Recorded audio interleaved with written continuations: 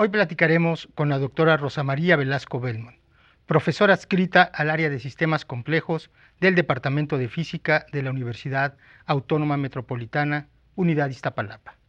La doctora Velasco nació en la Ciudad de México el 2 de noviembre de 1946. Estudió la licenciatura, maestría y doctorado en física en la UNAM y realizó una estancia postdoctoral de 2 años en el Collège de France en París, bajo la supervisión del profesor Pierre-Gilles Degennes, quien fue galardonado con el Premio Nobel de Física 1991. Ha sido profesora en la Facultad de Ciencias de la UNAM, en la Escuela Superior de Física y Matemáticas del IPN e investigadora en el Instituto Mexicano del Petróleo. En enero de 1977 se incorporó a la Universidad Autónoma Metropolitana, institución que la nombró profesora distinguida en 2007 y profesora emérita en 2019. Ha publicado cerca de 100 artículos de investigación, varios libros de divulgación y docencia y ha graduado múltiples estudiantes a nivel licenciatura y posgrado, lo cual la ha hecho merecedora al nombramiento de investigadora nacional nivel 3 del Sistema Nacional de Investigadoras e Investigadores. En nuestra universidad fue jefa del área de mecánica estadística, coordinadora del doctorado en ciencias, coordinadora de la comisión de posgrado divisional y jefa del área de sistemas complejos. Sus temas de investigación incluyen la teoría cinética de gases, los procesos termodinámicos irreversibles y la modelación del flujo vehicular. Doctora Velasco, muchas gracias por estar hoy aquí y permitir que nuestra comunidad universitaria y el público en general conozcan un poco sobre usted y sobre su brillante carrera académica. Rosa María Velasco nació en la Ciudad de México. Creció en la colonia del Carmen, en Coyoacán. ¿Cómo transcurrió su niñez? ¿Cómo transcurrió su adolescencia? ¿Qué nos puede compartir de esas etapas de su vida, profesora? Bueno, sí, efectivamente, nací y viví por mucho tiempo en la colonia del Carmen, en Coyoacán, donde parte del ambiente de la colonia era diferente al que tenemos actualmente.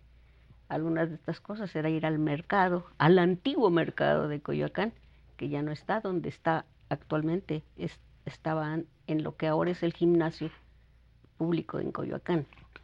Okay. Sin embargo, pues era toda una experiencia porque era un mercado muy típico de la sociedad mexicana de mediados del siglo pasado. Entonces eso era pues era algo importante, ¿no? Al igual que la panadería, en fin, todo el ambiente del centro de Coyoacán, que está muy cerca de la colonia del Carmen, colinda con la colonia del Carmen, era un ambiente totalmente diferente, un ambiente de pueblo, ¿sí? Pero un pueblo muy arregladito, muy bonito, etcétera, ¿no? Entonces yo pasaba mucho tiempo por ahí, ya sea para ir a comprar cosas, en fin. Mi escuela quedaba en el centro de Coyoacán. Yo iba a una escuela privada que estaba en el centro de Coyoacán y entonces pues era parte de mi entorno diario, el centro de Coyoacán. Eh, en casa fuimos 6 hermanos, 4 mujeres y dos hombres. Actualmente solamente vivimos 5. Una de mis hermanas ya falleció. Yo soy la más grande de todos, bueno, la que nació primero, digámoslo así. Y pues también vivía en casa de mi abuela, vivíamos con mi abuela, que ya estaba bastante grande, ¿no? Y pues todos mis tíos y mis primos formábamos una comunidad muy unida. Entonces, digamos, eso en cuanto a la niñez, pero era pues una enseñanza, yo diría, desde mi punto de vista, muy tradicional, ¿sí? Yeah. Entonces, sí vivía yo en ese ambiente muy tradicionalista, muy matriarcal, en cierta forma, ¿no? Y entonces, pues bueno, yo asimilé pues gran parte de esa educación en mi primera infancia y el principio de la adolescencia. Yeah. Después ya yo estuve en una escuela privada todo ese tiempo, hasta la secundaria, y después me fui a la preparatoria 5, en la Es lo que sé. preparatoria de la UNAM, en Coapa, la preparatoria 5 famosa. En aquella época era la preparatoria más alborotadora de la ciudad y entonces, pues bueno, parte de ese alboroto me tocó vivirlo. Era tradicional que como no había suficiente transporte en ese entonces, pues la preparatoria 5 que estaba en Coapa no es, Coapa no era lo que es ahora. Claramente. Sí, realmente estaba lleno de establos, en fin, era otro mundo y casi era el final de la ciudad totalmente. Entonces había muy poco transporte por allá. Entonces era tradicional que los estudiantes que íbamos a Prepa 5, pues ahí en la glorieta de Churubusco, en la actual General Anaya, que ahora ya está el metro, en ese entonces no había metro, ¿no? Parábamos a los camiones para que nos llevaran a la prepa, ¿no? Entonces, hasta que nos pusieron un camión especial que salía a las 7 de la mañana, a las 8 de la mañana, a las 9 de la mañana, para que no tomáramos a los camiones y nos llevara a la prepa 5, ¿no? Pero esas aventuras, digamos, formaron parte de mi adolescencia. Qué interesante. Oiga, profesora, ¿y qué contacto tuvo usted con la ciencia durante su adolescencia? Bueno, fue justamente en la preparatoria cuando yo me decidí a estudiar ciencias. Ah, un poquito antes, en secundaria o algo así, pues yo tenía mis primos, algunos de ellos son mayores que yo, y entonces estaban empezando ya a estudiar, ¿no? Que yo ingeniería química, ¿no? Que yo medicina, en fin, diferentes cosas, y entonces pues era un poco la inquietud, bueno, ¿y yo qué voy a hacer, no? Entonces, pues bueno, yo no sabía para qué iba a estudiar, pero me metí a la preparatoria 5. Y en la preparatoria 5 era un esquema de 2 años de preparatoria nada más, no como los actuales 3. Entonces me tocó todavía el esquema de 2 años. Y entonces en el segundo año me tocó llevar cursos de física. Y entre otros un seminario de física que me tocó con Andrés Palacios, que en algún momento estuvo en la UAM. Ah, qué Sí, interesante. muy al inicio de la UAM, pero se dedicaba a la parte administrativa, creo que era algo en servicios escolares, una cosa así, pero él fue mi profesor de seminario de física. Al mismo tiempo, en ese año, que debe haber sido el 63, probablemente, sí, el 63, la Sociedad Mexicana de Física organizó unas conferencias de divulgación en las preparatorias, y en particular en la preparatoria 5 fue entonces cuando conocí a varios de los que después fueron mis colegas o mis profesores ayudantes en la Facultad de Ciencias, Ya. como Octavio Novaro, como Lucio Andrade, como Mauricio Fortes, y varios más que fueron a hablar que de relatividad, que de mecánica cuántica. Evidentemente no entendía yo nada, ¿no? Pero era muy entusiasmador el ver a esta gente que, claro, para ellos eran sus primeros seminarios de divulgación y etcétera, ¿no? Y entonces éramos los conejillos de Indias, pero a muchos nos animaron a meternos a la carrera de física o a ingenierías o en general a la ciencia, ¿no? Qué bonito. Y pues bueno, fue a partir de ahí que yo decidí ir a la Facultad de Ciencias, Sí. que ni siquiera sabía dónde estaba, dicho sea de paso. Bueno, de hecho, en 1964 usted ingresa Sí. a la Facultad de Ciencias de la UNAM para estudiar la licenciatura en física. Bueno, ya nos platicó más o menos cómo encontró su vocación por la física, pero algo que yo escuché en una entrevista de usted es la opinión de su familia respecto a su decisión de estudiar física. Uy, ¿Nos puede compartir esa parte? Porque ahorita nos sí, acaba de mencionar que era muy tradicionalista era muy su... tradicional. Entonces, cuando se enteraron de que yo iba para física, debo decir que mis papás siempre me apoyaron, ¿Ok? pero la familia del entorno no. ¿Qué vas a hacer como mujer? ¿A qué vas ahí? Y no sé qué, y te vas a morir de hambre, ¿quién te va a contratar? ¿Dónde vas a trabajar? ¿Para qué estudias y te vas a casar? Entonces, sí fue, digamos, un poco difícil, ¿no? Porque como quiera que sea, como les acabo de contar, pues vivíamos en un entorno muy familiar. Y entonces, aunque mis papás siempre me dieron el apoyo para que yo decidiera lo que quería hacer, el resto era diferente, ¿no? Sí, me imagino. Entonces, pues bueno, ya veré qué como y ya veré cómo le hago, ¿no? Pero me metí a estudiar física, ¿no? Y pues bueno, parte del entorno de esa época era ese. Pues yo creo que actualmente todavía hay familias donde Todavía hay puede muchas ser así, familias en donde eso priva, ¿no? ¿Qué vas a hacer, no? ¿Quién te va a claramente. contratar? Te vas a morir de hambre. ¿Para qué estudias y te vas a casar? Sí. Eso era lo más inmediato, ¿no? Oiga, ¿y cómo transcurría la vida de una estudiante en una carrera donde la proporción de hombres era abrumadoramente mayoritaria? ¿Fue difícil? Bueno, no solamente la carrera, realmente toda Toda la la... carrera académica, no nada más en la licenciatura mientras uno es estudiante, me ha tocado estar en situaciones en las que la proporción de mujeres no pasa del 10%. Actualmente las cosas son un poquito diferentes, pero dudo mucho que pase del 18% de ese orden, ¿no? Entonces, eso subsiste.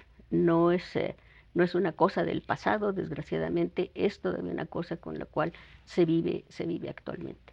Y sí, bueno, sí es difícil, uno tiene que aprender a vivir en circunstancias como esas y generalmente cuesta más trabajo abrirse paso en esas circunstancias, porque no puede uno estar como está todo el mundo. Tiene uno que sobresalir para que entonces reconozcan que tiene sentido que uno esté ocupando una silla en un salón de clases en este tipo de materias, ¿no? Sí, me imagino. ¿Tenía más? ¿Cuántas compañeras, recuerda, tenía en su generación? Pues en mi generación fue muy grande en la Facultad de Ciencias porque éramos más de 100, Ah, cosa que en la facultad era muy extraño.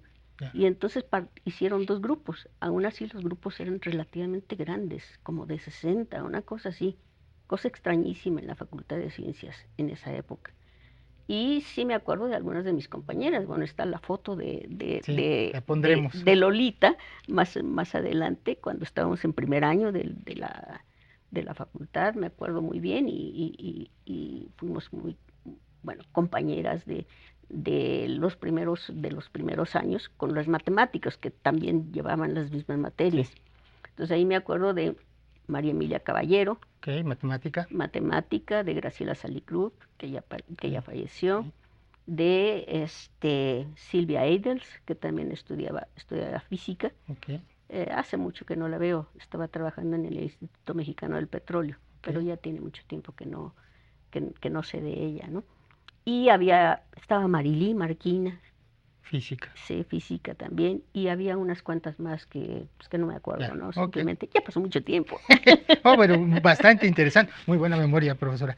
Bueno, y en enero de 1969, usted obtuvo el título de física con la tesis Factores de forma electromagnéticos de los nucleones, realizada bajo la dirección del doctor Luis de la Peña, quien, por cierto, fue galardonado con el Premio Nacional de Ciencias en 2002 y es profesor emérito de la UNAM. Y menciono esto último porque usted fue formada por profesores muy reconocidos en el campo de la física. ¿Qué recuerdos tiene de esta etapa de su formación, del trabajo de tesis con el doctor Luis de la Peña? Bueno, mire, realmente yo terminé la licenciatura en el 67, Ok, final del 67, donde estaba cambiando el plan de estudios de la carrera en física, que originalmente era anual, y en el año 67 cambió así es. al semestral, al régimen semestral. Entonces ese año, pues bueno, fue iniciar el nuevo plan de estudios de la carrera de física. Fue entonces cuando conocí en el último semestre al doctor García Colín, que daba por primera vez un curso de física estadística en la Facultad de Ciencias. Al mismo tiempo estaba yo empezando a trabajar con el doctor Luis de la Peña. Me llamaba mucho la atención la mecánica cuántica y este tipo de cosas. Y entonces, estaba yo en la época de buscar qué hacer como tesis para, pues, para recibirme, ¿no? De la licenciatura. Entonces, pues bueno, llevaba yo clases con Moshinsky, entonces fui con Moshinsky, pero Moshinsky estaba por salir de sabático, entonces, pues no podía, ¿no? En fin, y entonces hice una búsqueda y me atreví a hablar con el doctor Luis de la Peña, que en ese entonces era un poco, bueno, yo lo veía un poco lejano y arisco, Ya, ok, ok. por decir algún adjetivo que lo representaba para mí en esa época. No quiere decir que así sea, ¿no? Pero para mí eso es lo que yo veía. Entonces, pues me animé a platicar con él y me dijo, sí, está bien, vamos a hacer esto y no sé qué. Y me dio un libro del cual yo no entendía nada, pero bueno, poco a poco fui entendiendo y hice realmente una monografía, ¿no? Eso me tocó hacerlo ya en el 68. Entonces, el primer semestre del 68 yo empecé a trabajar en la Facultad de Ciencias como ayudante, calificando y reemplazando al profesor cuando faltaba, etcétera, cosas de ese tipo, ¿no? Lo que hacían los ayudantes en esa época. Pero el segundo semestre ya fue muy difícil porque fue el movimiento estudiantil. Em, Casi al principio del movimiento estudiantil, también en mi casa, nos estábamos cambiando de casa.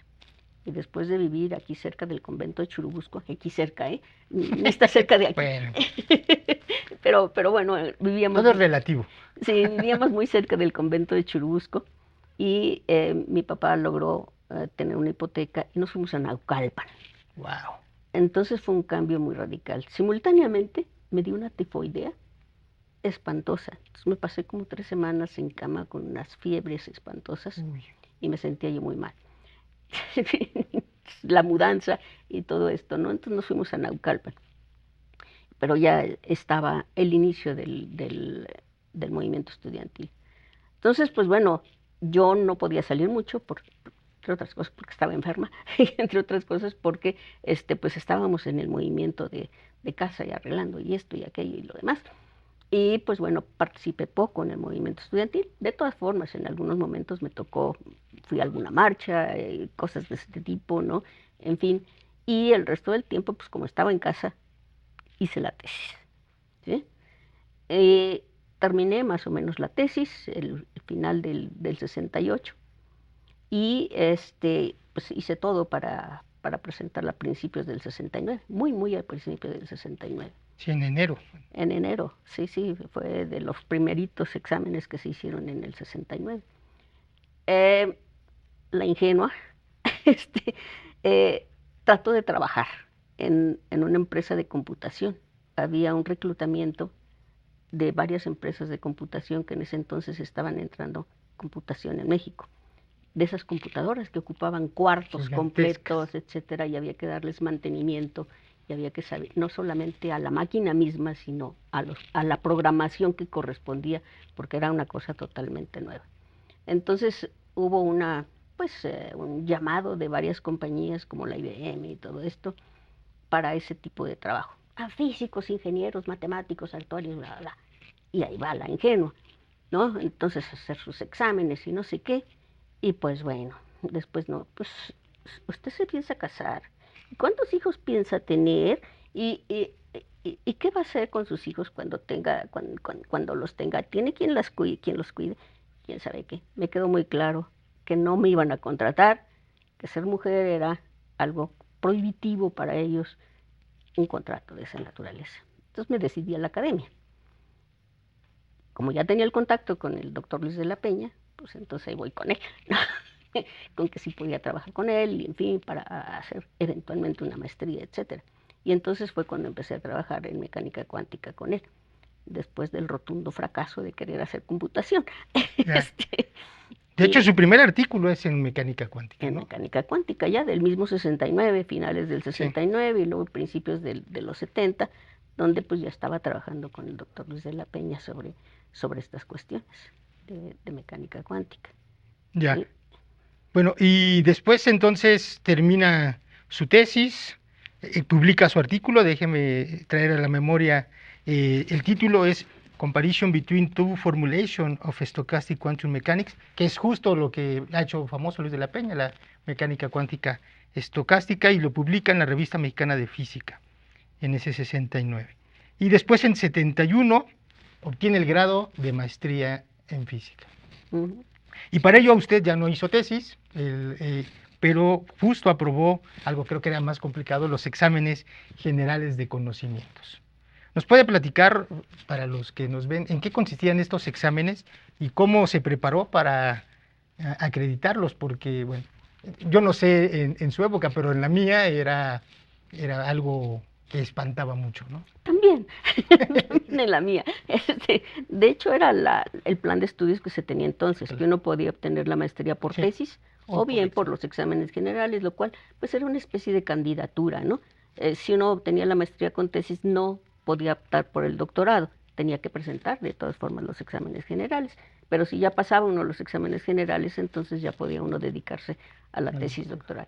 Ciertamente era una época muy tensa, muy difícil, no solamente porque pues había que estudiar todo para presentar pues, las 4 materias obligatorias, y luego en ese entonces hacían algo así de que en lugar de materias optativas o de examen escrito de materias optativas, le daban a uno un trabajo, un tema.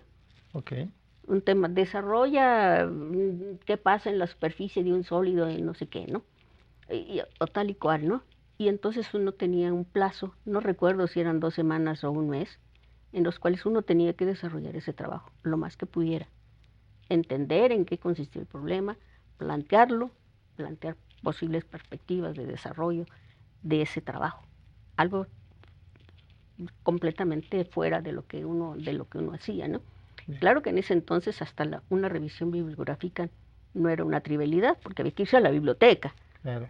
No estaba la web para hacer las revisiones bibliográficas, ni el ISI, ni nada de esto, ¿no? Entonces uno tenía que irse a la biblioteca horas y horas a revisar revistas, teniendo más o menos una idea de por dónde, en fin, y lograr hacer algo de 15, 20 páginas donde uno planteara este problema. La idea que se tenía en ese entonces, según le entiendo, era ver cómo abordaba uno un trabajo de investigación. Y entonces, pues era esencialmente una capacidad, ¿no? Medir de alguna manera la capacidad que uno tenía para hacer investigación. Aparte de las materias obligatorias, que eran una lata. Entonces sí era una época muy tensa, porque además todo el mundo se enteraba alrededor de que uno estaba preparando exámenes generales. Claro, sí. Entonces todo el mundo estaba pendiente de que uno estuviera estudiando, de que no sé qué, de que si ya se fue, de que si se va temprano, de que si llega tarde, de que si se va, etcétera. O sea, estaba uno con los reflectores encima de todos los colegas que estaban alrededor y de los profesores que sabían que uno se iba a presentar. Y sí, fue una época muy tensa, muy difícil, en la cual pues uno estudiaba 12, 15 horas por día, ¿no?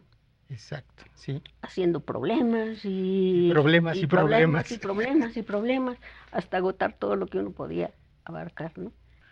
Bueno, profesora, usted ya nos platicó el momento en el que usted era ayudante de profesor en la Facultad de Ciencias, pero más o menos por esa época también, aparte de trabajar como profesora de asignatura en la Facultad de Ciencias de la UNAM, trabajó como investigadora en el Instituto Mexicano del Petróleo y también en algún momento trabajó como profesora de medio tiempo en la Escuela Superior de Física y Matemáticas del Instituto Politécnico Nacional.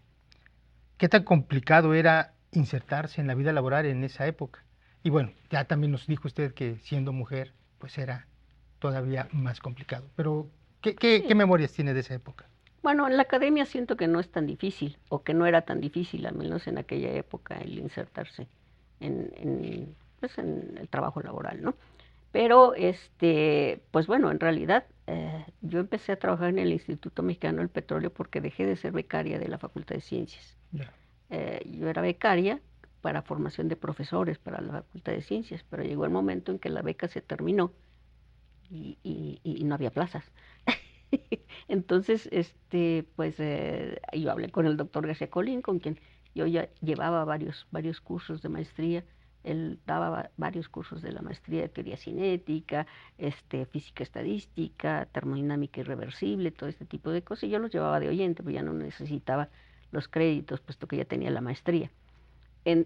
Pero pues lo conocía él bastante bien, y entonces él estaba trabajando en el Instituto Mexicano del Petróleo, y pues le dije, ¿no?, que si podía trabajar con él en el instituto, porque yo necesitaba ganar un sueldo, ¿no?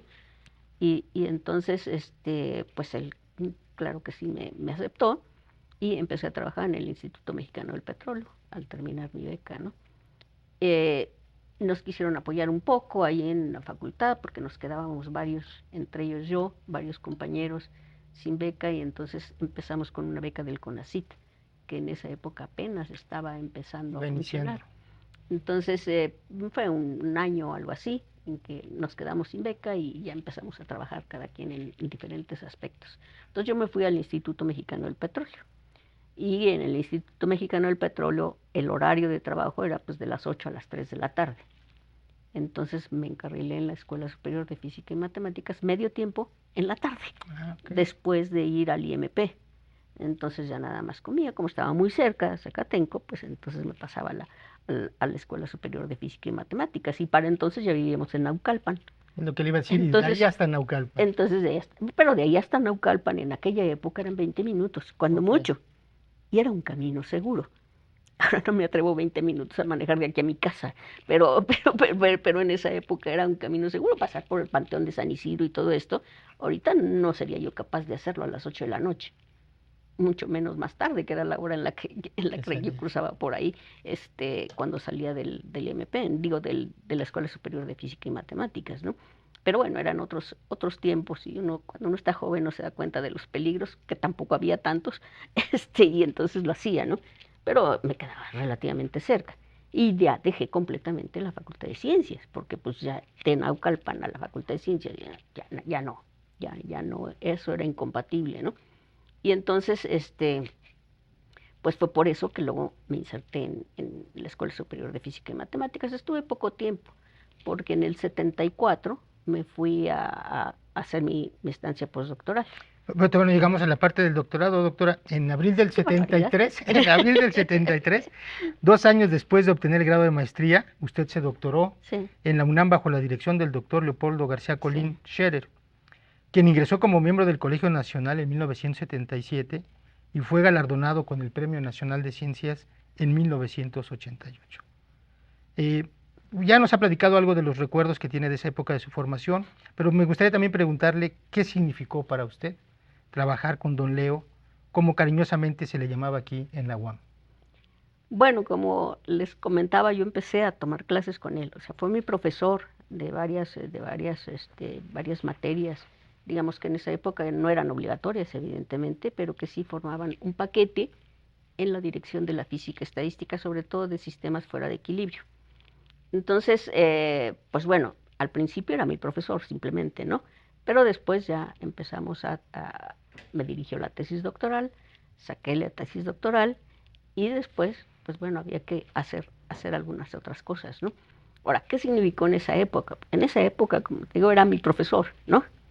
Después, ya que regresé de la estancia postdoctoral y otra cosa, pues entonces ya me vine acá y ya fue una etapa diferente en cuanto a mi relación con él, ¿no? Me imagino. Bueno, ahora sí vamos a su viaje.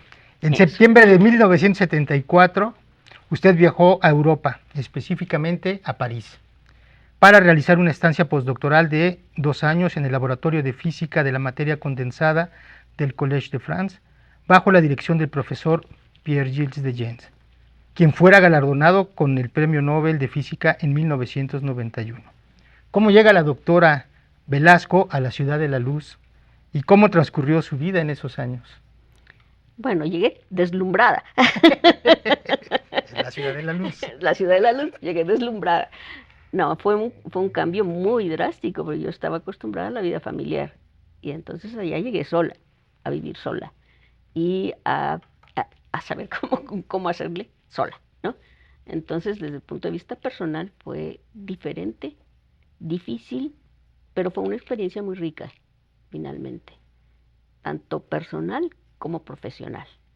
Profesional también, porque pues todos los colegas eran diferentes, una lengua que no es la propia, medio hablaba francés, ¿no?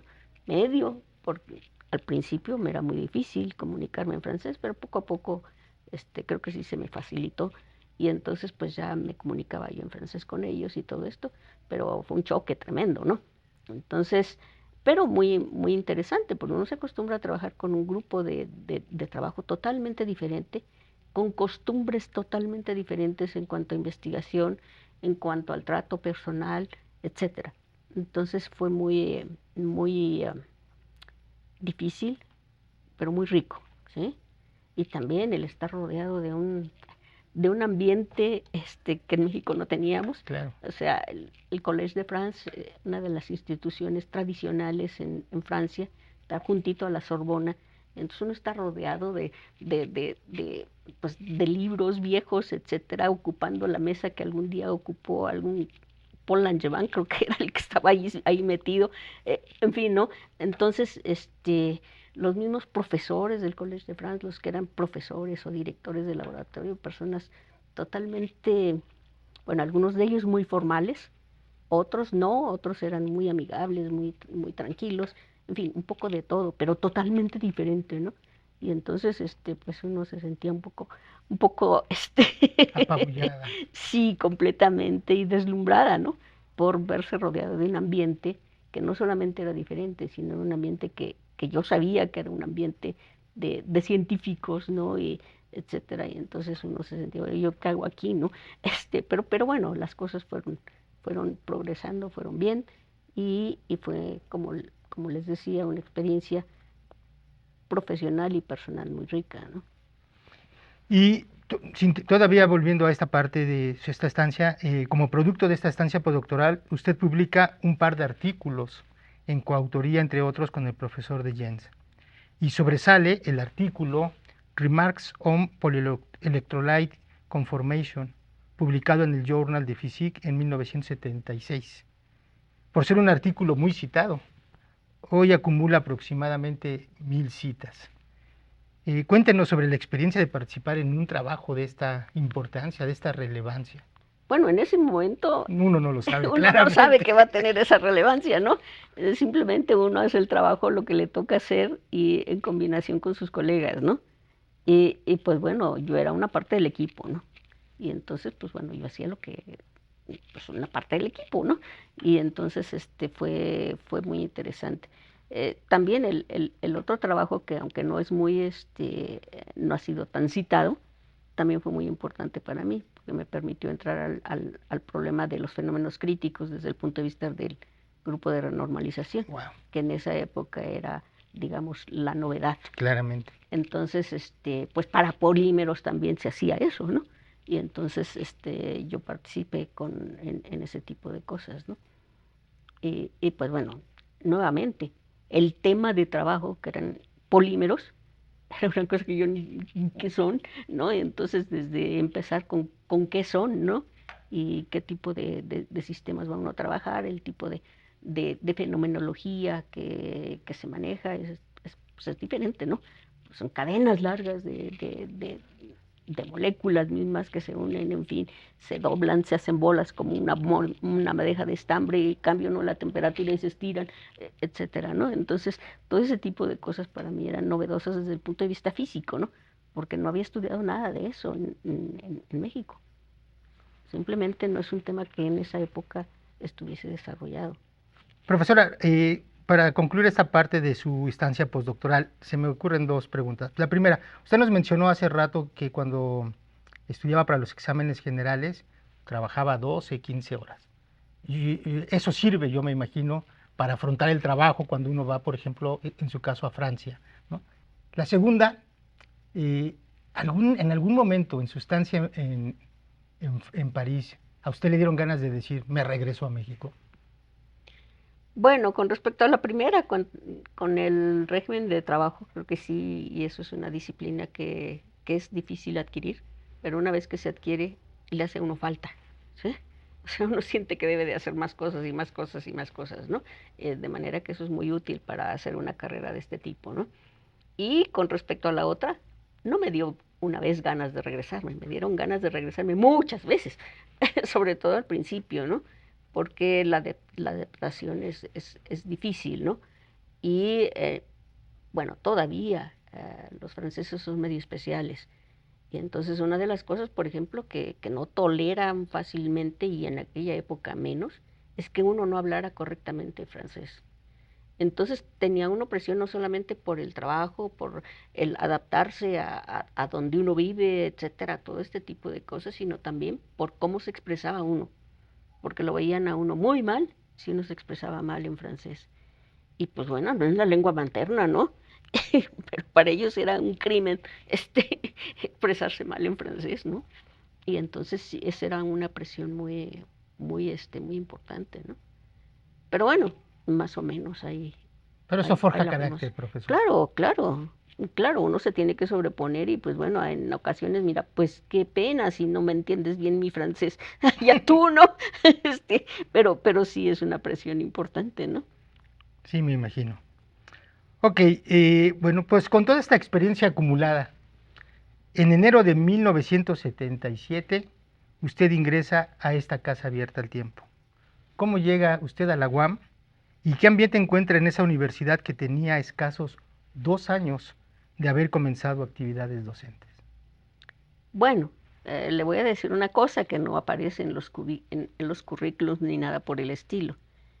Yo fui a la UAM desde antes de que estuviera en Iztapalapa, cuando estaba originalmente en un edificio rentado allá en Insurgentes, enfrente de una juguetería.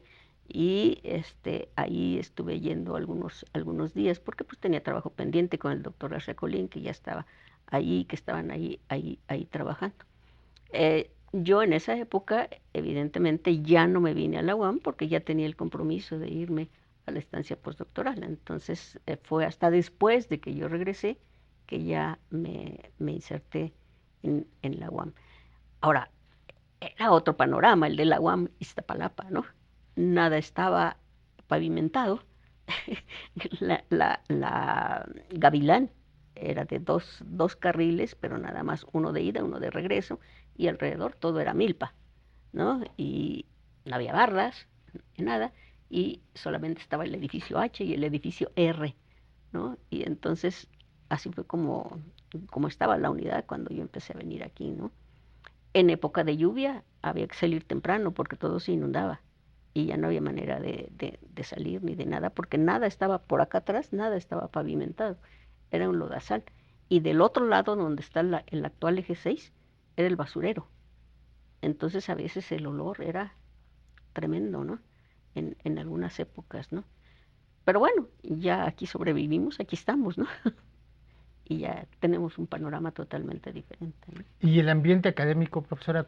Ese era Eso totalmente diferente.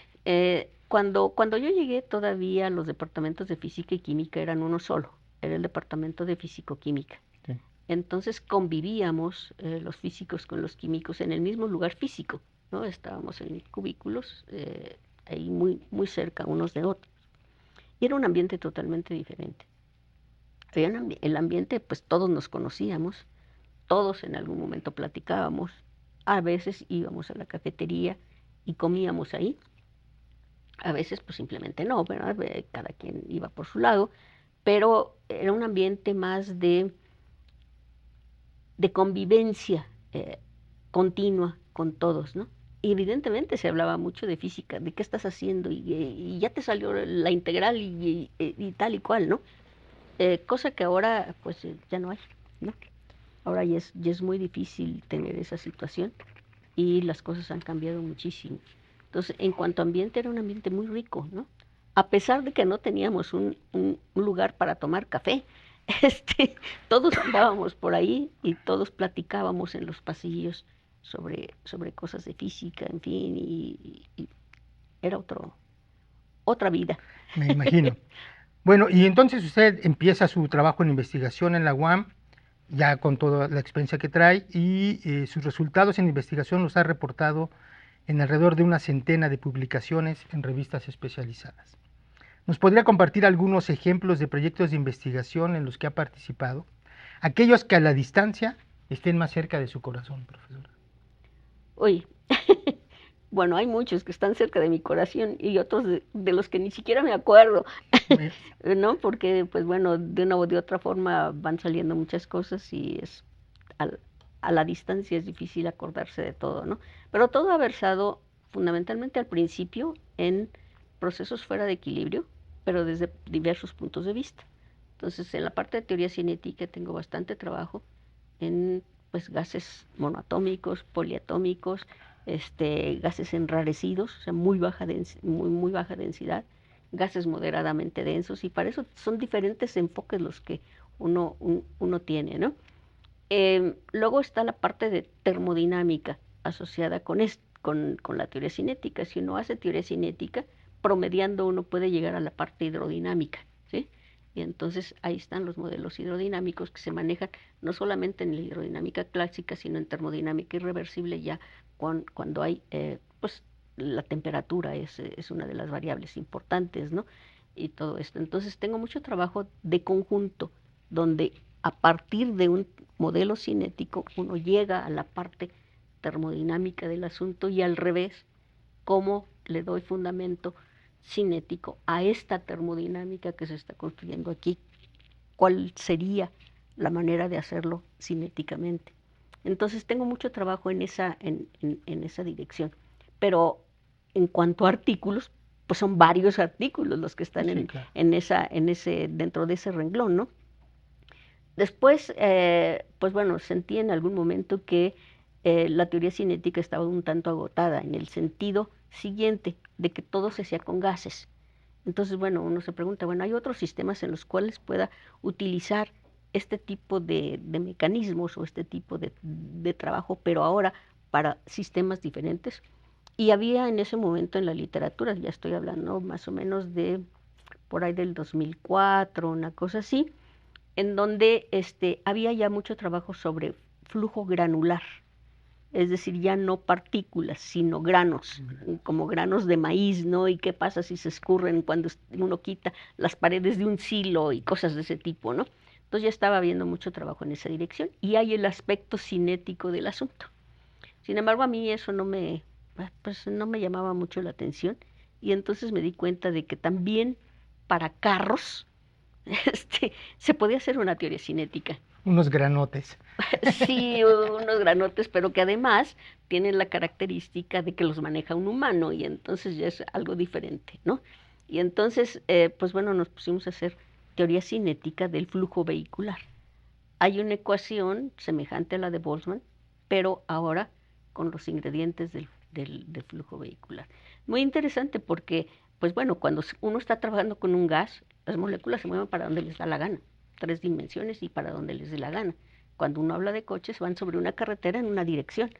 Y entonces el flujo es unidireccional, ¿sí? Ya no es isótropo como en el caso de las moléculas. Y entonces eso hay que tomarlo en cuenta desde el principio en el mismo planteamiento del problema. Y entonces pues me puse a trabajar en esa dirección, ¿no? Del flujo vehicular. Nuevamente, tanto en el aspecto de gases de diferentes tipos, también está la cuestión de la parte termodinámica, pero a su vez de la parte fluctuante de la termodinámica. ¿Qué sucede si uno toma en cuenta las fluctuaciones térmicas en el problema? Entonces también hicimos mucho trabajo en esa dirección de fluctuaciones térmicas y claro, en el flujo vehicular también hay un enfoque que es a base de fluctuaciones, ¿sí? De procesos estocásticos. Yo no me he metido mucho en eso, me he metido más en la parte cinética del flujo vehicular y su correspondiente modelo macroscópico al cual lleva. Y es un problema muy interesante porque uno puede, digamos, si uno se plantea el problema más sencillo, tengo una autopista y van los carros en una sola dirección. ¿Cómo puedo saber dónde va a haber un cúmulo? ¿Qué cantidades me podría yo medir para hacer una estrategia en el caso de que haya un embotellamiento, que haya un cúmulo en la carretera y qué se puede hacer? Y entonces ahí estuvimos viendo diferentes alternativas, pues se puede ver más o menos dependiendo de la varianza, de la velocidad de los carros. Entonces cuando hay un aumento en la varianza es porque adelante hay un embotellamiento como a menos de 1 kilómetro, ¿no? Entonces en el momento en que se empieza a ver una variación muy grande en la velocidad de los carros, que van todos, bueno, todos van en las diferentes direcciones, pero cuando empieza a haber una variación muy grande, entonces es porque muy probablemente haya un cúmulo más adelante, ¿no? Cosas de ese tipo, ¿no? Entonces ha sido interesante y divertido, simpático y supongo. divertido eso, porque hay muchos modelos, ¿no? Están los modelos de SIGA líder, en fin, cantidad microscópicos que se hacen ya en una computadora, se dan reglas de trabajo y luego se trata de encontrar, promediando lo que se encuentra macroscópicamente.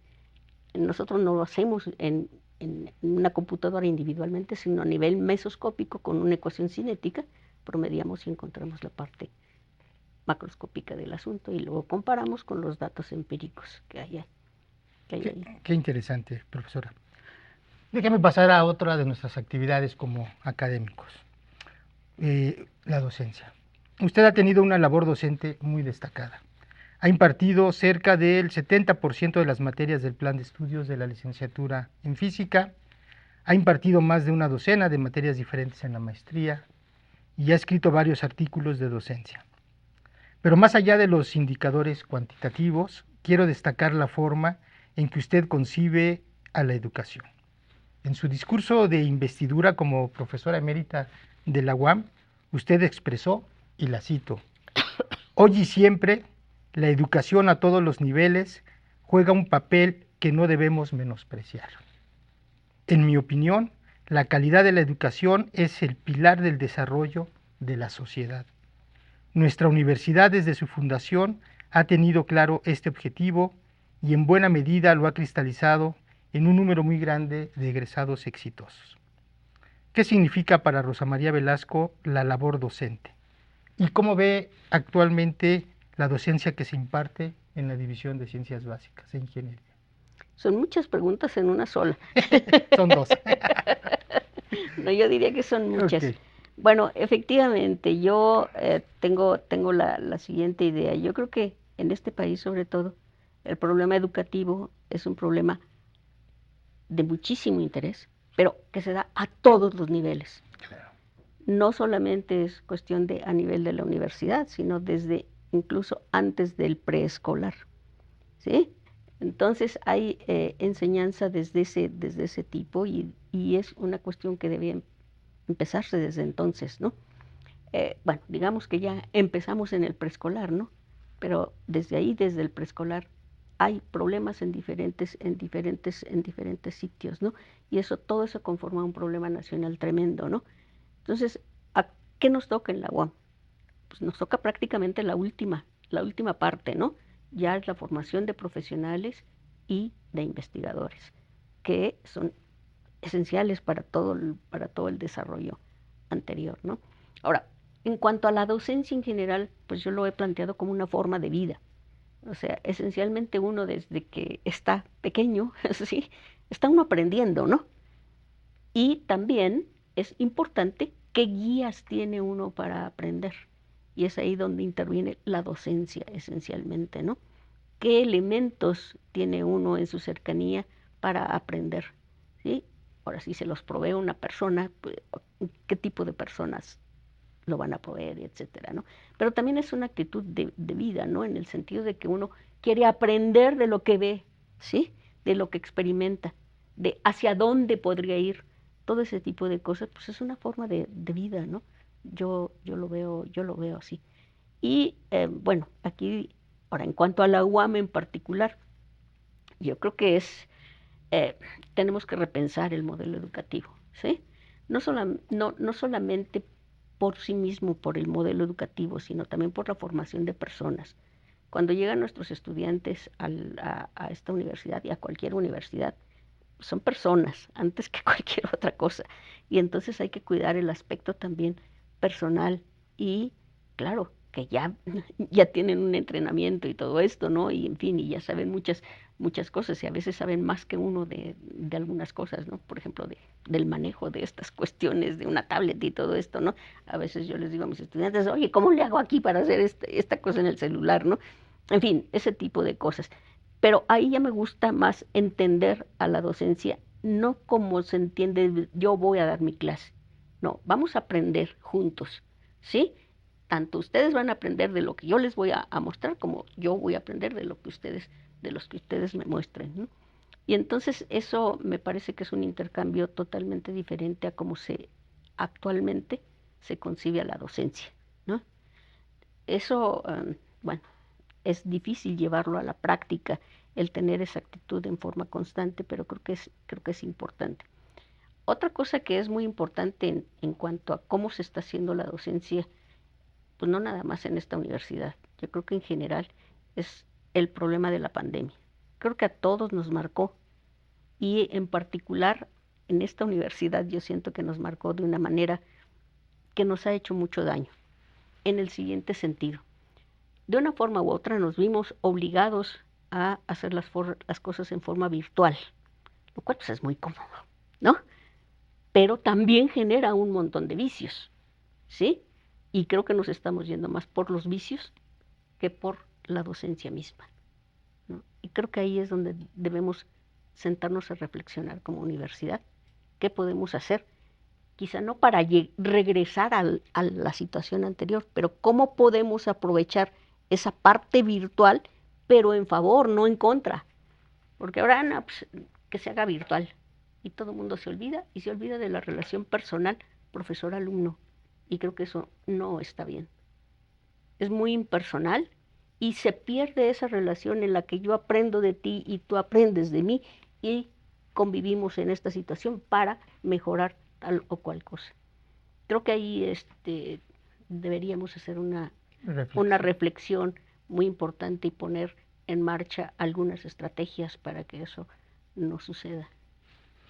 Muy interesante. porque nos hemos ido en una dirección que yo siento que es equivocada. Coincido con usted. Y yo creo que uno de los efectos de esto, o de los síntomas, es que de repente uno camina por los pasillos y... Exacto, Y encuentra uno puras puertas cerradas. exacto. Olvídate del ambiente que teníamos antes Es, cuando se llegó a esta universidad, de que uno se encuentra a alguien platicando y, oye, Tati, ya te salió esto, no, fíjate que ahora que aquí me atoré y conoces un libro donde tenga tal, tal y cual, ¿no? De eso se olvida, pues simplemente están todas las puertas cerradas. Y ciertamente. eso es pésimo. Y entonces debemos de hacer algo, no para echar abajo todo lo virtual, sino para aprovecharla a nuestro favor y no al revés. Me quedo en mi casa y ya qué padre, ¿no? No Pues es sí. fácil quedarse en casa, ¿no? Dicho sea de paso, ¿no? Pero no se está uno olvidando de aquella parte personal de interacción con los estudiantes, con los colegas, con los amigos, Y que al final de cuentas es la razón de ser de la universidad. ¿sí?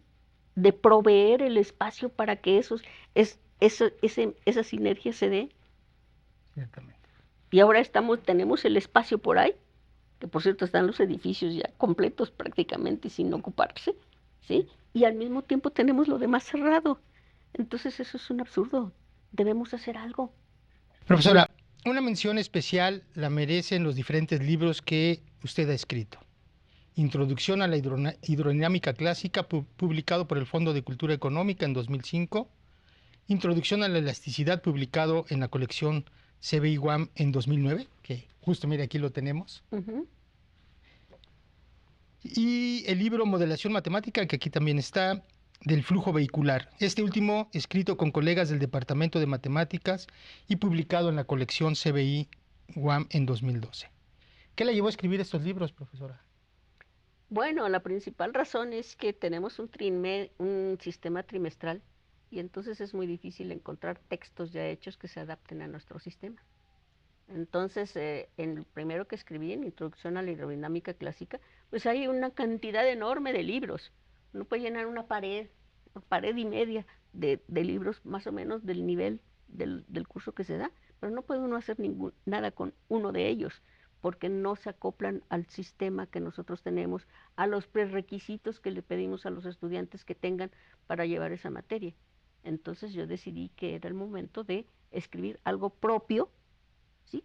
Que no es desconocido, está en diferentes libros y etcétera, pero escribirlo adaptado a nuestro sistema trimestral, con las cosas que a mí me gustan, ¿no? Entre otras cosas, viendo todo el temario, pero desde el punto de vista que a mí me interesa Exponer. favorecer o exponer y etcétera, ¿no? Y entonces, pues esa es una de las razones. Lo mismo pasa con elasticidad. Con elasticidad también uno puede encontrar una gran cantidad de cosas. Ahí tienen además la peculiaridad de ser libros en general muy antiguos. Entonces, desde el punto de vista de notación, es una Ya. notación antiquísima, ¿no? Que uno se la presenta a un estudiante y ¿esto qué es? Y hasta trabajo me cuesta escribir en el pizarrón, ¿no? Porque es una notación muy complicada, etcétera, ¿no? Y entonces, pues de ahí que uno decida tratar de escribir algo que se adapte a nuestras necesidades, ¿no? Que cumpla con los objetivos, ciertamente, pero que se adapte a nuestras necesidades trimestrales, ¿no? Y entonces, pues bueno, de ahí salieron los dos primeros libros y el tercero, pues fue una colaboración para el posgrado de matemáticas, para el de, ¿qué tienen? De matemáticas Sí, de aplicadas, la ¿no? MAGMAI. Sí, de ese, y entonces pues lo hicimos entre los profesores de matemáticas y yo, ¿no? Con un problema aplicado y ahora los métodos matemáticos que corresponden para trabajar con ese problema, ¿no? De hecho, la colaboración con los matemáticos ha sido muy fructífera, ¿no? Sí, lo sé, profesora. Muy bien. En formación de recursos humanos, usted también ha sido muy activa. Ha dirigido 16 servicios sociales, 8 tesis de licenciatura, 13 tesis de maestría y 6 tesis doctorales. ¿Qué importancia tiene para usted, profesora, formar recursos humanos? Y aprovechando que hago muchas preguntas en una, ¿qué sentido tiene para la sociedad mexicana de hoy seguir formando científicos? Porque pues por ahí de repente escuchamos cosas en otro sentido. Sí, claro, eso es, bueno, hay que ver diferentes aspectos de la formación de recursos humanos. Desde el principio, cuando empecé con lo de la docencia, yo hablaba incluso de preescolar. Desde ahí uno empieza a formar científicos, incluso aprovechando la curiosidad de los niños. Es muy importante que uno los guíe, que uno guíe esa curiosidad si uno quiere tener eventualmente científicos. Y es muy interesante trabajar con niños. Desgraciadamente aquí no se trata de trabajar con niños, se trata de formar ya con profesionales. Ahí es todavía más importante el tratar de hacer formación de recursos humanos. Una cosa de la que no he hablado y quizá no es muy transparente en mi currículum es la siguiente. Durante algún tiempo tuve una interacción muy cercana con con varios institutos tecnológicos del interior de la República. Okay.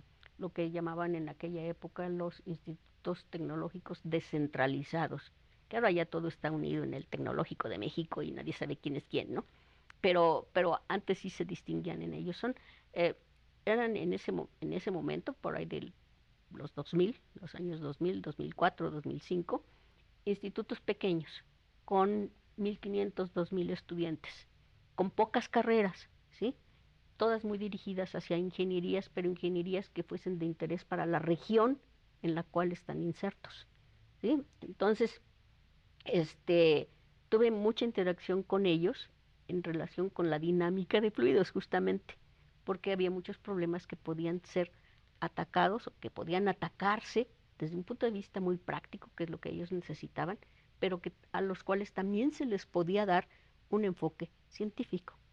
Entonces, es ahí donde dirigí tesis de licenciatura, porque aquí no teníamos tesis de licenciatura. Entonces, varios de ellos hicieron este tipo de cosas, con ver cómo funciona un filtro que trabaja bajo ósmosis inversa, cómo puedo descontaminar el suelo de una región que está contaminada con compuestos orgánicos volátiles, usando un modelo hidrodinámico. Entonces, yo los dirigí en la parte hidrodinámica y ellos se dedicaban a ver cómo encajaba eso en el tipo de cosas que ellos hacían. Eran ingenieros, son tesis de ingeniería mecánica, de este tipo de cosas, de esa interacción entre pues un físico, un teórico, y los ingenieros que estaban en formación. Como quiera que sea, eso les dio una manera de ver las cosas de manera diferente. No nada más pícale aquí, arréglale aquí y atorníllale allá, sino de ver, bueno, ¿por qué le voy a atornillar aquí? ¿Por qué es lo que tengo que hacer eficiente? Si se trata del problema de ósmosis, pues tengo que ver qué tipo de filtros pongo y qué características del material del filtro deben tener para que yo logre lo que necesito. Ese tipo de cosas son muy, muy importantes. Y ahí es donde yo dirigí algunas tesis. Se acabó esa combinación porque es un poco difícil trabajar con gente de fuera, sobre todo por la falta de estabilidad. Son institutos que tenían pues periodos de 4 años, y a los 4 años borrón y cuenta nueva y cosas de ese tipo. Entonces trabajar problemas en esas condiciones es muy difícil, ¿no? Claro, hicimos todo lo posible, trabajamos como 10 años más o menos, un poco en esa dirección, ¿no? Pero también es otra vez muy rico, ¿no? Porque yo aprendí de problemas que yo en mi cubículo cualquier día me imagino. Pero al tratarlos de ver de esta forma, aprendimos ambos. Y sobre esta cuestión de la importancia de seguir formando Bueno, pues ahí científicos. la tiene.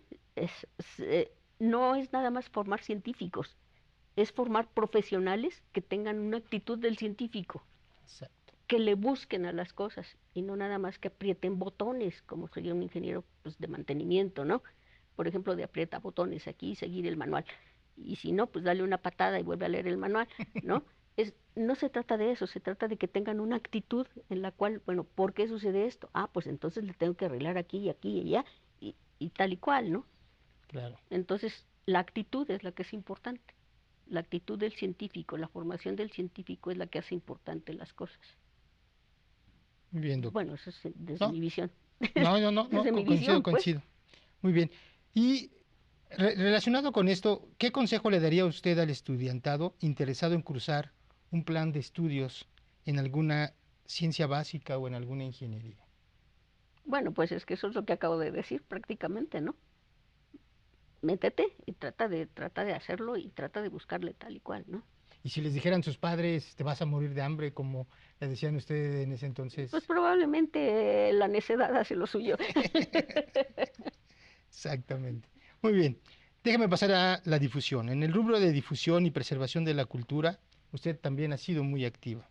Ha publicado diferentes productos de difusión y organizado múltiples eventos académicos.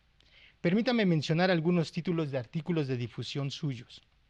Por ejemplo, El cambio climático, publicado en 2007 en la revista Casa del Tiempo, que es la revista de nuestra universidad. El artículo La atmósfera, publicado en 2010 en la Enciclopedia de las Ciencias y la Tecnología en México, editada por la UAM Iztapalapa, y El flujo vehicular en carreteras, publicado en 2014 en la revista Contactos, que es la revista de difusión de las divisiones de Ciencias Básicas e Ingeniería y Ciencias Biológicas y de la Salud de la UAM Iztapalapa. Dada su experiencia, ¿cómo ve la difusión científica que realizamos en la universidad y en particular en la difusión? ¿Qué espacios de oportunidad tenemos? ¿De veras quiere que yo conteste eso? Como como lo vea, tal cual, sí. Bueno, yo creo que a a la universidad le ha faltado mucho trabajo en esa dirección. Yo creo que tenemos los recursos, tenemos incluso la gente que se dedica a eso, pero ha habido una, digamos, una apatía por hacer muchas otras cosas. Te comentaba el otro día que una posibilidad que ya incluso les había yo sugerido desde hace muchos años es que se hicieran periódicos murales y llevarlos a, a los colegios de Las bachilleres, frecuencias. incluso que tenemos aquí cerca, pues no solamente los colegios de bachilleres, puede ser a cualquier sitio, tener periódicos murales de la división o de la unidad y todo esto para que nos conozcan. No solamente eso, tenemos mucho trabajo por hacer en cuanto a las conferencias estas que se organizan ¿qué es? En octubre, creo, el mes de la ciencia o algo así. No sé si todavía exista, pero antes existía el mes de la ciencia y algunos fuimos hasta el metro. Ese tipo de cosas yo creo que no se deben perder porque nos da presencia hacia la sociedad y eso es muy importante, ¿no? Que la universidad tenga presencia hacia la universidad, no que seamos la universidad de las huelgas. Tenemos que ser la universidad que trae cosas interesantes para diferentes aspectos y para la gente en general. Creo que ahí nos falta mucho, mucho que hacer en en esa dirección, pero mucho, ¿no? Muchísimo. Muy bien. Déjeme continuar en esta parte. En su discurso de investidura, como profesora emérita de la UAM, De veras leyó todo eso. claro que sí, usted agradeció a sus padres, en paz descansen, su esposo, el doctor Juan Varela, físico y miembro del personal académico de esta división, su hijo, quien es matemático, su nuera y sus nietos. Quiero expresar que gente que la conoce bien me comenta que usted ha combinado de manera notable el tiempo dedicado a su vasto trabajo académico con el que ha dedicado a su familia. Un ejemplo de ello son las pláticas de divulgación científica que impartió en las escuelas de sus nietos. Y esto lo relaciono con la extensa colección de aparatos de demostración científica que ha coleccionado a lo largo de los años y que tanto gustan en sus pláticas de divulgación y en sus clases. Cuéntenos, por favor, sobre esas experiencias en las que combinó su pasión por la ciencia con el amor por sus nietos. Ah, esa combinación de, de ciencia con la familia es difícil, ¿sí? Porque uno siempre se tiene que dar tiempo para todo eso. A los hijos y a los nietos, desde mi punto de vista, uno les debe dar tiempo de calidad. Y eso significa pasar tiempo con ellos, pero no solamente pasar tiempo, sino vivir con ellos ese tiempo. Y eso es algo que cuesta un poco de trabajo. Es la vivencia, no nada más ahí está el niño jugando y yo estoy aquí y ya estoy con él. No, es vivir lo que él está viviendo en su aprendizaje en general, en todos los aspectos. Y cuando se trata de ciencia todavía más, ¿no? Entonces, cuando mi hijo estaba chico, yo no lo hice de ir a ver, de ir a las escuelas y hacer este tipo de cosas, pero con mis nietos sí lo hice. Son etapas de la vida totalmente diferentes. De hecho, a mi hijo siempre me lo llevaba a las conferencias cuando salía fuera del país y ahí iba el niño y él la pasaba muy bien Me imagino. porque se encontraba con con otras personas y mi hijo traía tenía la costumbre de traer una bolsita así que se colgaba del cuello, con una brújula, un motorcito eléctrico así, unas pilas, unos foquitos así chiquitos y todo eso, y se ponía a jugar con sus chunches ahí en donde quiera que estaba. Entonces la pasaba muy bien porque además todo el mundo le preguntaba y ahí estaba él muy feliz. Él lo Explicando. adoptaban prácticamente, ¿no? Pero con mis nietos sí tuve la oportunidad de ir a las escuelas y entonces eso es muy rico. Ahora, ahí el truco es pues combinar eso con llevarlo a la escuela y dar una explicación a nivel de un niño, que es muy difícil usar el lenguaje de los niños para explicarles cosas de física, pero ese mismo juguete usarlo en la clase de termodinámica. Sí, entonces, bueno, claro, en la clase de termodinámica, además de ver cómo funciona el juguete, ahora calcula la eficiencia, y ahora calcula el trabajo, y ahora calcula esto, ¿no? Es parte de la formación ya del profesional. Pero para el niño es un chunche que funciona muy bonito y que jaló la pelotita y me explicaron cómo, ¿no? Pues muy difícil hacerlo con los niños. Pero usted lo hizo, profesora, y eso yo creo que es, Sí, bueno, pero sí cuesta su trabajo y a me veces, imagino. a veces uno no sabe ni cómo contestar, ¿no? Este, Sí, ellos sí, preguntan porque preguntan cosas muy sin interesantes, filtro. pero luego uno tiene que asimilar lo que le está preguntando y contestar de manera correcta, pero en sus palabras, porque uno le puedes dar una explicación muy general, pero no va a entender nada y no le va a servir de nada, ¿no? Pero luego hacerlo en sus palabras sí cuesta mucho trabajo, pero es muy divertido. Me imagino. Bueno, También en el metro fui a hacer una demostración de esas de física recreativa, le llamé. ok. Y entonces ahí estaban los niños que pasaban con su mamá jugando con imanes y con carritos y cosas así. Ay, Qué afortunados niños. Doctora, por si fuera poco, adicional a su labor académica, la cual hemos ido repasando, también se ha dado tiempo para participar en puestos de gestión universitaria. Destaco su participación como jefa de área y muy especialmente como coordinadora del doctorado en ciencias del 98 al 2001 y también como coordinadora de la comisión del posgrado desde su creación en septiembre del 99 a febrero de 2001. ¿Nos puede comentar sobre este importante suceso en la vida de los posgrados de la División de Ciencias Básicas e Ingeniería? bueno, ahí fue un parteaguas porque me tocó el cambio del doctorado en ciencias que existía antes y las maestrías al sistema del posgrado divisional. Justamente ahí fue donde se hizo el cambio de esto, ¿no? De tener los posgrados completos por separado y a su vez unificados en el sistema de posgrado divisional. Entonces, toda esa armadura la hicimos entre los coordinadores que entonces estaban de las maestrías, que entonces estaban nada más maestrías, y pues bueno, yo, ¿no? Que estaba de coordinadora del doctorado, pero hicimos ahí el cambio y entonces se convirtió en el sistema de posgrado divisional. Eso fue complicado hacia adentro, porque era toda la renovación del sistema de posgrado de toda la división y también hacia afuera, porque había que dejar los posgrados aceptados por CONACYT con todo el esquema nuevo, ¿no? Entonces, esa parte fue un poco pesada, fue necesario dedicarle mucho tiempo, no nada más mío, ¿no? Sino también de los coordinadores y que además teníamos el apoyo de la dirección de la división, de la doctora María José Arroyo, ¿no? Y de la rectoría de la unidad. Entonces todo eso hizo un conjunto que nos permitió dar el salto que teníamos de los posgrados que teníamos antes al actual sistema de posgrado divisional.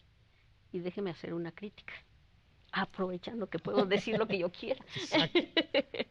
Creo que ahí no nada más el posgrado ha tenido un problema, toda la universidad ha tenido un problema en el siguiente sentido. Se hablaba muy al principio de la universidad de tratar de fomentar la interdisciplina. Entonces, y ya en particular en los posgrados, los sistemas, el posgrado divisional se armó de manera de que todas las materias tuviesen el mismo peso en cuanto a créditos, de manera que un estudiante por ejemplo, de ingeniería química pudiese tomar algo en química, alguna materia acreditada y al revés, todas las Claro, posibles combinaciones. Eso casi no se ha dado. eso es cierto. Ni en las licenciaturas se ha promovido la interdisciplina, ni tampoco en el posgrado, aunque es muy sencillo. Sí, porque todos en el posgrado todas las materias tienen los mismos créditos, tienen el mismo peso. Está Entonces, construida para eso. está construida para eso. Entonces, ¿por qué no así hacer los cambios? Entonces, pues eso desgraciadamente no ha ocurrido y creo que eso es una cosa que era muy valiosa en un principio de esta universidad, de que la idea, una de las ideas fundamentales era fomentar la interdisciplina. Actualmente todo el trabajo es interdisciplinario En efecto. y no hemos aprovechado esa facilidad. Nuestro sistema de créditos lo permite, pero no se aprovecha. No sé por qué. Una tarea pendiente, profesora. Una tarea pendiente que se ha quedado pendiente desde hace mucho tiempo. Con el posgrado divisional lo Sí. intentamos hacer. Al principio medio había el interés de hacer esos intercambios, pero en la práctica no funcionó. A Ok. veces había estudiantes que hablaban con el profesor, no, yo vengo a su materia, pero de oyente. De oyente ya sabía uno, que de oyente van 3 veces y Y luego se después ya no. Sí. desaparecen. Ok, doctora. En nuestra universidad, el reconocimiento al conjunto de su trayectoria académica llevó a la comunidad universitaria y a sus órganos colegiados a condecorarla con el nombramiento de profesora distinguida en 2007 y con el nombramiento de profesora emérita en 2019. Estas son las máximas distinciones académicas que otorga nuestra institución. Al exterior de nuestra universidad, actualmente usted cuenta con el nombramiento de investigadora nacional nivel 3 del Sistema Nacional de Investigadoras e Investigadores. ¿Qué significa para usted haber recibido estas distinciones? Bueno, son las distinciones máximas, yo no puedo pedir más. No, estoy muy contenta y muy comprometida, eso ha sido un compromiso desde siempre, el tratar de hacer lo mejor posible en esos, aprovechando esos reconocimientos, ¿no? Pero bueno, no es tampoco una cosa, eh, no es mucho lo que se puede hacer, ¿no? Porque no depende nada más de uno, depende de todo el entorno, ¿no? Y entonces pues hay muchas cosas que se han quedado en el tintero y que ya se van a quedar en el tintero. Hijo, híjole. Bueno, ¿cuál ha sido el momento más significativo que ha tenido en su carrera? Aquel momento que hace exclamar a uno, valió la pena el viaje. Oye, es que han sido muchos. Realmente cada vez que uno logra algo, que uno de sus estudiantes se gradúa, que un estudiante le dice, me gusta mucho la clase y a mí me gustaría hacer tal o cual, etcétera, son momentos importantes, ¿no? Ese tipo de cosas siempre anima, ¿no? De hecho, pero volviendo a los niños, un día fui a la escuela de mi nieto y al preescolar todavía, ¿no? Y pues bueno, eran como 20 niños porque no era una escuela muy grande y ya todo pasó, los niños muy divertidos, etcétera. Pero después fui a esa misma escuela a un festejo que hicieron, no me acuerdo de qué era el festejo. El caso es que mis nietos siempre nos han invitado, entonces ahí voy al festejo. Y entonces una señora de las mamás de los niños compañeros de mi hijo me dice, oiga, yo quería conocerla. Qué bueno que la veo aquí. Le digo, ¿por qué? Dice, pues es que mi hijo siempre me está diciendo que yo le haga experimentos y yo no sé qué hacer. Dice, pero todos los días quiere que yo le haga experimentos. Usted lo motivó. Dice, ahora ya en mi casa todos le llaman el químico. Bueno, ese tipo de Este, cosas son bonitas, ¿no? Y claro, la señora está muy preocupada, le preguntó a mi nuera si yo era y no sé qué, ¿no? Porque no me conocía, ¿no? Y ya fue a saludarme, a decirme, ¿no? Que ya no sabía ni qué hacer con su hijo, que todo el tiempo quería que le hiciera experimentos, ¿no? Tráigalo de nuevo el día que que haga experimentos, ¿no? Pero bueno, son el tipo de cosas, pero te digo, el que uno de tus estudiantes se gradúe es un momento importante, ¿no? De que no y solamente valió la pena para él, sino también para uno, el haber convivido para hacer un trabajo en conjunto y, como te digo, ¿no? Tanto el alumno aprende como el profesor aprende, ¿no? De hecho, es una labor artesanal, ¿no? Esta esto es artesanal. de dirigir a un estudiante para que haga su tesis, ¿no? Sí, no hay reglas. No hay reglas, ¿no? Cada pareja profesor-alumno es diferente, ¿no? Diferente. Doctora, ¿qué significa para usted la Universidad Autónoma Metropolitana? Bueno, pues ha significado la oportunidad de desarrollo, de un desarrollo que me satisface, ¿no? Que ha sido pues razonable, diría yo, y que me ha llevado a donde estoy, ¿no? Entonces, en ese sentido es el, ahora sí que la cuna en la cual he crecido. Permítame regresar a la imagen que se proyectaba en los años 70 sobre la UAM del futuro. ¿Cómo imaginaban ustedes a esa UAM y en qué aspectos se cumplieron las expectativas imaginadas y en qué aspectos nos queda un camino por recorrer? Bueno, creo que ya he mencionado Varios, bastantes, sí. ¿no? De hecho, por ejemplo, la interdisciplina que acabo de desarrollar, se pensaba que eso era factible en el sistema que teníamos intertrimestral, bueno, trimestral, de de, pues para laborar, ¿no? Se pensaba también que en parte lo hemos logrado, sería una gran universidad. Creo que en parte, digo en parte, porque se tenían más esperanzas, más expectativas de las que realmente se han realizado, ¿no? Pero bueno, creo que no, creo que vamos razonablemente bien. No, no todo es malo, ¿no? Vamos razonablemente bien. ¿Que pudimos haber hecho más cosas? Pues sí, sí es cierto. Se pudieron haber hecho más cosas a 50 años ya, ¿no? Pero sí hemos aprendido, hemos hecho cosas y creo que estamos bien posicionados. Podríamos estar mejor, de hecho. Se esperaba que no hubiera huelgas, por ejemplo, ¿no? No se tenían Pero en la planeación. eso es algo diferente, ¿no? Pero creo que sí se ha logrado en parte, pero creo que sí nos falta. Sobre todo la interdisciplina, es algo que le debemos a la sociedad. Muy bien. ¿Cómo le gustaría que fuera la UAM dentro de 20 años? Bueno, pues ya está, eso ya es fácil, ¿no? Tiene razón. ¿Y cree que tengamos las condiciones para lograrlo? Yo creo que sí, pero no solamente es cuestión de condiciones, también es cuestión de ganas de la gente de hacerlo y de emprender en esa dirección. Lo que siento en este momento es que en lugar de tener las ganas, estamos de caída. En parte provocado por la pandemia, pero creo que la pandemia ya pasó. Ya no la podemos agarrar de pretexto. Es lo que les digo yo a veces, ya me quitaron 2 años y como no me los van a regresar, me los quito yo. Entonces tengo 2 años menos de edad. Se acabó. Así, ¿no? La universidad tiene 2 años menos, pero no hay que seguir pensando que eso nos va a resolver el problema, porque nadie nos los va a regresar. Muy bien, doctora. Doctora, algo que le gustaría agregar a esta entrevista, algo que se haya quedado en el tintero. Pues creo que ya cubrió todo, ¿no?